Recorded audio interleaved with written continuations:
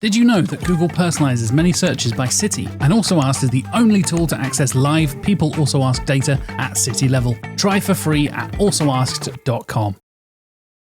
I was going to say that SEO with Fat Joe is as peaceful as this, but then the birds are all having fights. Tired of SEO guesswork? Quadra's AI agent goes deeper to uncover high-impact optimizations and completes hours of SEO in minutes. Get started now.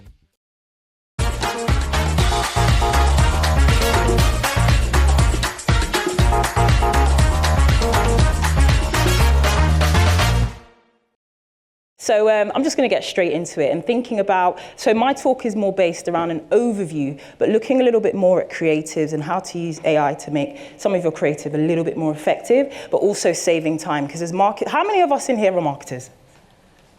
Pretty much all of us, and 88% of marketers are using AI in their marketing strategy. So how many of us are using AI in our creatives, in our marketing campaigns? Great, great. So just reading the room. So it is quite basic. I might need to use the clicker, so this might be a good start. Go into the next slide. So I worked with a client who are government-backed. So it's a youth charity, a youth crime reduction and prevention charity, working with the government to start a campaign because 78%, there was a spike in knife crime of 78%. So what we needed to do was react quickly. So I was hired by this client to create a campaign that would work with the Independent to launch some banner ads, DPMUs, and also some other mobile activities that we could use to create engaging creatives for this specific campaign and create some powerful messaging. So how did we do that? So using absolutely no code, we were able to generate a landing page in seconds. And when I say seconds, I'm going to break down how we actually did that. And this was specifically for this particular knife crime campaign that we were working with the Independent on. So introducing Gamma. So what is Gamma? This is kind of a shameless plug for me because I am a Gamma ambassador. And Gamma is basically a AI-powered platform which you can use to generate landing pages within seconds. Remember I mentioned earlier that we were able to do that quite quickly. So one of the drawbacks that we had working at this youth charity called the Safety Box was they didn't have a marketing team, hence why they hired me to kind of come up with a plan and an idea of what we could use. They had quite a limited budget and they were going through a website restructure. So if we're working with the Independent who have the audience that they really want to capture, how are they going to do that? So using Gamma, I was able to use a few prompts to generate a landing page within seconds. That doesn't mean that it ended there. So although I was able to create a landing page within those seconds, I still had to edit that using the correct messaging, storytelling, and also generating some images that were relevant and were able to capture the audience. So from struggle to AI triumphs, I called this. So this is pretty much what it looked like, especially in the editing stages. So we really wanted to get that CTA right there at the top, but also give a brief blurb as to what was happening and why this was important. So again, this landing page was generated within seconds by Gamma, as I mentioned before. And as you can see here, it's a drag and drop feature, so it was quite easy to do. And then there's different AI models that you can use within that to get the exact type of cinematic photo that we wanted, and we can change the specs as and when we wanted to. And we generated different images in doing that. But also, as you can see within that storytelling there, using AI, we were able to actually generate some stats and facts that were, you can't see it here, but scrolling down below, you can able to see all of that. And that was generated within the Gamma app using different AI models as well. So leveraging this partnership with the Independent looked a bit like this, and we were able to use display ads and swapping out images based on impressions. So every time we had like a 15K impressions on this specific image, the image will swap out to a different image. And the benefit of that was not only to test the audience and what they liked, but it was also to see if we can engage different demographics by gender and by race as well, and also telling the story of the Safety Box, what they do, and how they are impacting lives quite quickly. So as you can see, there's different images by gender in that. And these images are all by AI, by the way, and using the similar model that I mentioned before. So what was the original prompt? So the original prompt was I was just looking for youth in the UK involved in criminal activity or knife crime, illustrated by wearing a hoodie. So as you can see there, nothing to do with gender, nothing to do with race or age, but this is the images that churned out quite quickly. And you can see some of them look quite animated, and that was because of the word illustrated within that as well. So this was quite interesting, which I'll talk a little bit later about bias, and sometimes how we have to challenge AI to get the right images that we want. So the final prompt, which is looking back at the landing page that I shared previously, this was the final prompt. So it was still an illustrated figure, but I specified the gender and the area, and using a realistic hoodie as well to make that quite clear. So as I mentioned before, always think about the bias. Nothing's perfect. So thinking about representation bias and thinking about, so whilst developing those AI images, the reason why I showed you the two prompts is because I had to play with the prompt quite specifically to get better, more representative images of what we wanted to do. So when we were doing the display ads image swap out, that was one of the kind of, what would I say? That was one of the aims, just to make sure, remember it was in the UK, not specifically in London. And if you look at the stats, some of the highest knife crime stats were in Scotland. So if I showed you the animated images earlier, this may not represent Scotland. Do you see what I mean? So thinking about the relevancy, which I think someone spoke about earlier, of the ad, who do you want to target, and thinking about, we want to get donors. They need to understand the story. They need to understand the severity of that 78%. So thinking about all of these, thinking about equality, diversity, thinking about the creative, and thinking about the stats and facts, and weighing it up with a balance to get the positive outcome which you want using those AI creative images. So this is a quick scan of Gamma. If you'd like to check out Gamma, I'll leave it here for a few seconds, but there will be another opportunity to scan Gamma if you would like to try it and test it for yourself. It is free. I am not working for them, but I am a Gamma ambassador, so it depends on how you look at that. But I just thought, if you want to try and test out how you can generate some slide decks pretty quickly and landing pages pretty quickly, and also some images, this is a good start. So I'm going to quickly speak about this framework, which is really, really new, and it's called the PAID framework. So a product-centric average image design. So artificial intelligence is transforming paid creative advertising, as I mentioned before.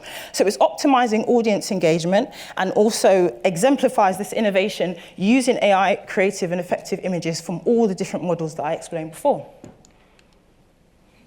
So if you can see, I'm not going to read out all of them, but the main focus of this framework is looking at the product being the face. So the product is the more important. The background is meant to be kind of like the behind, but being relevant background. So the product's in front of the relevant background that you need. So for example, if you're advertising a sunscreen, you're going to have it maybe potentially on a beach, but using the ocean as the backdrop with the product's highly rendered images right at the front.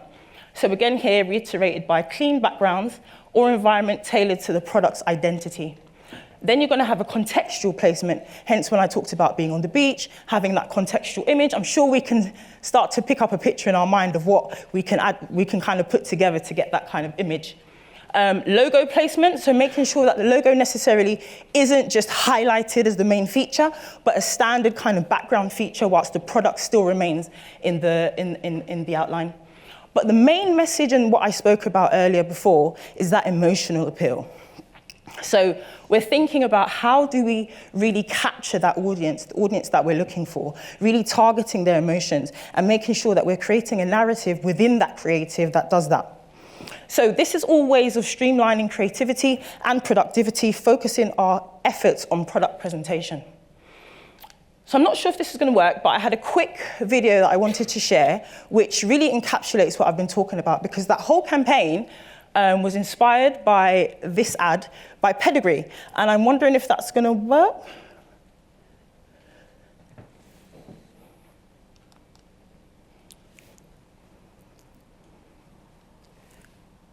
There we go. Thank you.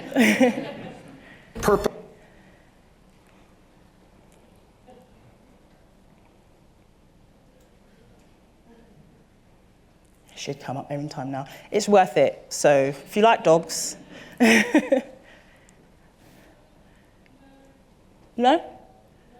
Okay, no worries. I'll talk about it if we're happy to look at it. So I may read a little bit from here, but it's basically inspired by the Pedigree ad. So the idea is that Pedigree worked with a shelter, and they had billboards with different pedigrees standing in front of the show, different pedigrees within the ad, and then there was a QR code which any bypassers walking by can scan that QR code, and immediately it will bring up a profile of that specific pedigree, where they're staying, a bit about the dog, and then they were able to go to that shelter and adopt. And that was a really good campaign. The shelter saw a 200% increase in adoption, and it worked really well. Now, why that was interesting is I'm trying to show you how they used AI in order to do that. So once that dog was adopted, a different dog would be swapped out immediately, and then a new QR code would appear, and then the same thing happened again, hence why they saw that increase. So that's essentially what that ad inspired us to do with the Safety Box charity, and how we were able to swap out images in a similar way using AI. Was that clear? You can have a look at that another time. It's a really good ad, very engaging, and it uses that paid framework I spoke about earlier with having the product at the front, but in this case, it's not a product, it's a dog, but also really engaging with that emotional kind of feel as well. And now my clickers. I went ahead. There we go. So, unleash AI's power for your next campaign. It's different here, but different up here. I'm not sure what's happened there. There we go.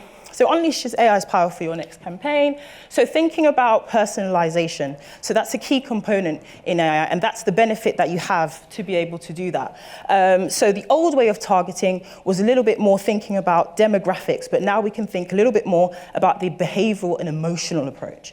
So we also thought about pre-made variants in the past, whereas now we can use AI in real time to change out what we need to within that creative and in all other areas in terms of messaging as well. So now we can be a little bit more predictive and proactive with our creatives as well. So not just thinking about a plan that we could do within the next 6 months, but think about if there's a new life-changing event that happens, we can react immediately with a new creative and swap that out quite quickly within seconds. So that's the benefit of that as well.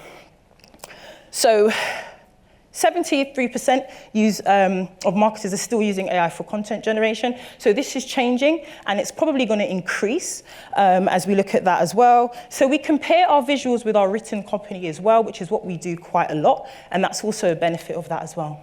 So one thing that I've found really interesting that we haven't tried and tested yet, but it's something that we're going to be doing in the future, is text to voice. So right now, voice activation, you've got like Siri, you've got Alexa. How can we as marketers use text to voice within our campaigns as well and listen to that data to gather insights and also to be reactive in the same way? So if you're using WhatsApp for Business, what's quite useful is having a voice response, or if you have chatbots as well, how can you use your chatbots to now transfer into voice rather than just having text written? So we're moving on into a different era, and that's how we can use AI to really up the level of our campaigns as well.